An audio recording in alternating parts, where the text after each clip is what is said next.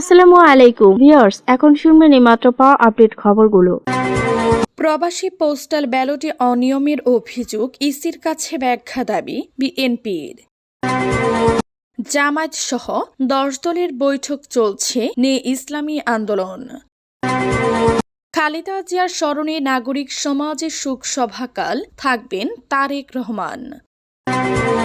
ক্ষমতার বাহিরে থাকায় তৃণমূলে এবার আমাদের খাওয়ার পালা মানসিকতা তৈরি হয়েছে, জানিয়েছেন সেলিমা রহমান।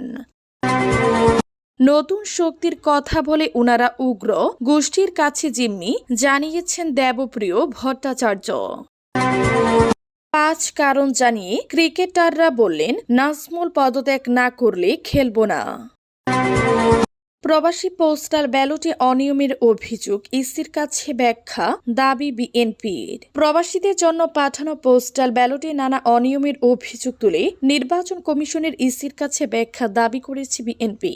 দলটির অভিযোগ, পোস্টাল ব্যালট প্রণয়ন ও প্রেরণ প্রক্রিয়ার গুরুতর ত্রুটি রয়েছে, এতে তারা বিএনপি ক্ষতিগ্রস্ত হচ্ছে।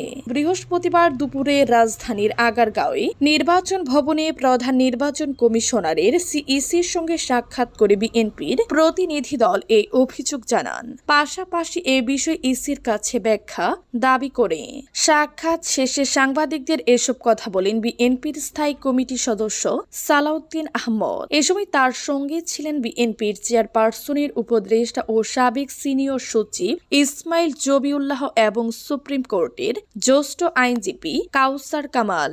সালাউদ্দিন আহমদ বলেন, প্রবাসীদের কাছে যে পোস্টাল ব্যালট পাঠানো হয়েছে সেগুলোর বিষয়ে তারা আবার উদ্বেগ জানিয়েছেন। সঠিকভাবে বিবেচনা করে এগুলো প্রণয়ন করা হয়নি। যারা এই পোস্টাল ব্যালট প্রণয়নের কাজে ছিলেন, প্রেরণের কাজে ছিলেন বা এগুলোর বিষয়ে যারা দায়িত্বপ্রাপ্ত ছিলেন তাদের ব্যাখ্যা দিতে হবে। নির্বাচন কমিশনকে ইসি ব্যাখ্যা দিতে হবে। জামায়াত সহ 10 দলের বৈঠক চলছে, নেই ইসলামী আন্দোলন। ত্রয়োদশ জাতীয় সংসদ নির্বাচন সামনে রেখে আসন সমঝোতা চূড়ান্ত করতে বৈঠকে বসেছেন জামায়াত ইসলামী সহ 10 দলের শীর্ষ নেতারা। তবে ইসলামী আন্দোলন বাংলাদেশ এই বৈঠকে অংশ নেননি। এর ফলে শেষ পর্যন্ত আসন সমঝোতা থেকে দলটি বের হয়ে যাচ্ছে কিনা এমন প্রশ্ন উঠছে। বৃহস্পতিবার বেলা 11:30টার দিকে রাজধানীর মগবাজারে জামায়াতের কেন্দ্রীয় কার্যালয়ে বৈঠকে বসেন 10 দলের শীর্ষ নেতারা। বৈঠক সূত্র জানায়, 10 দলের বৈঠক শেষে আসন সমঝোতা চূড়ান্ত হতে পারে।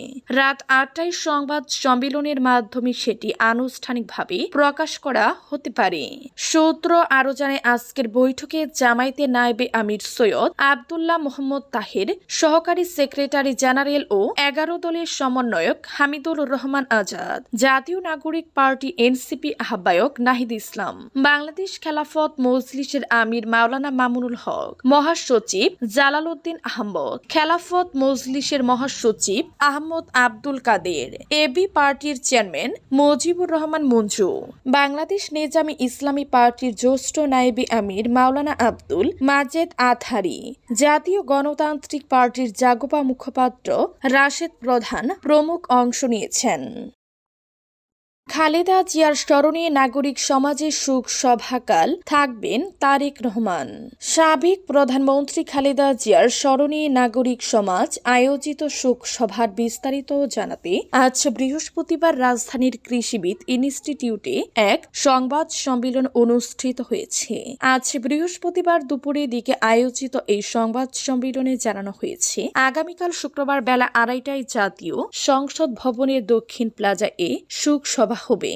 আয়োজকদের ভাষ্য, এটি কোনো রাজনৈতিক কর্মসূচি নয়, বরং দেশনেত্রীর প্রতি জাতীয় পর্যায়ের মর্যাদাপূর্ণ শ্রদ্ধা নিবেদনের মানসিক উদ্যোগ। সংবাদ সম্মেলনে সভার সার্বিক প্রস্তুতি ও নিয়মাবলী তুলে ধরেন অর্থনীতিবিদ ও রাজনৈতিক বিশ্লেষক অধ্যাপক মাহবুব উল্লাহ। তিনি আরো বলেন, 30 ডিসেম্বর খালেদা জিয়ার মৃত্যুর পর বিপুল সংখ্যক মানুষ তার প্রতি শোক ও শ্রদ্ধা প্রকাশ করেছেন।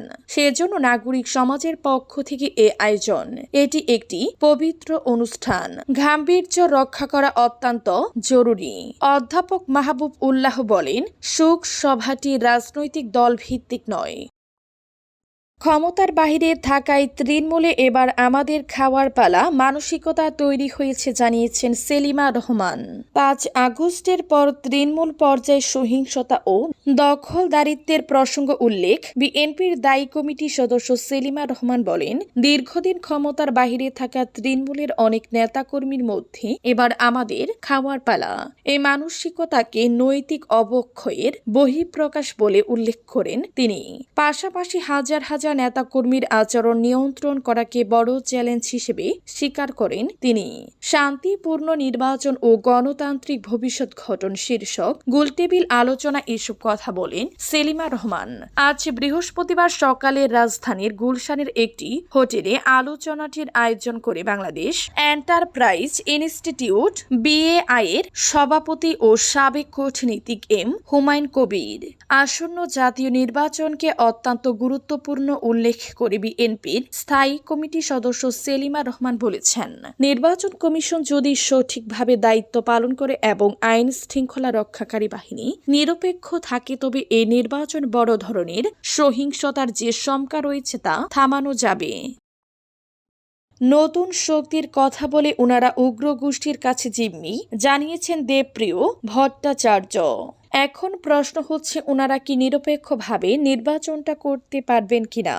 আজ বৃহস্পতিবার দুপুরে রাজধানীর গুলশানের একটি হোটেলে আগামী সরকারের জন্য নির্বাচিত নীতি সুপারিশ ও প্রস্তাবিত জাতীয় কর্মসূচি শীর্ষক সংবাদ সম্মেলনে তিনি কথা বলেন। এর আয়োজন করে এসডিজি বাস্তবায়নে নাগরিক প্ল্যাটফর্ম, সেন্টার ফর পলিসি ডায়ালগের সিপিডিও, সম্মানীয় ফেলো ও নাগরিক প্ল্যাটফর্মের আহ্বায়ক দেবপ্রিয় ভট্টাচার্য বলেন, বর্তমান অন্তর্বর্তী সরকার যে সংস্কারের কথা বলেছিল সেই সংস্কারকে কার্যকর করার ক্ষেত্রে যে সক্ষমতা, অংশীজনের অংশগ্রহণ, উন্মুক্ততা দরকার সেটি তারা দেখতে পারেনি। সংলাপের ক্ষেত্রে সরকার শুধু রাজনীতিবিদদের গুরুত্ব দিয়েছে। জাতীয় জাগরণ, জাতীয় অংশগ্রহণের ভিতরে অংশীজনদের নিয়ে নতুন বন্দোবস্তের চিন্তাকে সামনে উপস্থাপন করা হয়নি। ৫ কারণ জানিয়ে ক্রিকেটাররা বললেন, নাজমুল পদত্যাগ না করলে খেলব না। না খেলার অবস্থানে এখনো অনড় আছেন ক্রিকেটাররা। বনানীতে সংবাদ সম্মেলনে ৫টি কারণ উত্থাপন করেছেন তারা। সেক্ষেত্রে বিসিবি পরিচালক এস নাজমুল ইসলামকে পদত্যাগ করতে হবে। এছাড়া তাদের সামনে আর কোনো বিকল্প নেই। সংবাদ সম্মেলনে ৫টি কারণ তুলে ধরা হয়েছে। ঢাকা প্রথম বিভাগ ক্রিকেটের সংকট, নারী ক্রিকেটারদের যৌন হয়রানির অভিযোগে বিসিবির অবস্থান, বিসিবি পরিচালক এম নাজমুল ইসলামের পদত্যাগের দাবি ও নারী ক্রিকেটে সুযোগ সুবিধার বিষয়টি সামনে আনা হয়েছে। সংবাদ সম্মেলনে কোয়াব সভাপতি মোহাম্মদ মিঠুন বলেন, মাঠে যাব একটাই শর্তে, বিসিবি থেকে এসে যদি কমিটমেন্ট করে ৪৮ ঘন্টার মধ্যে এলু বিসিবিতে থাকবে না, যদি থাকে তাহলে খেলা বন্ধের দায় ক্রিকেটাররা দিবে না।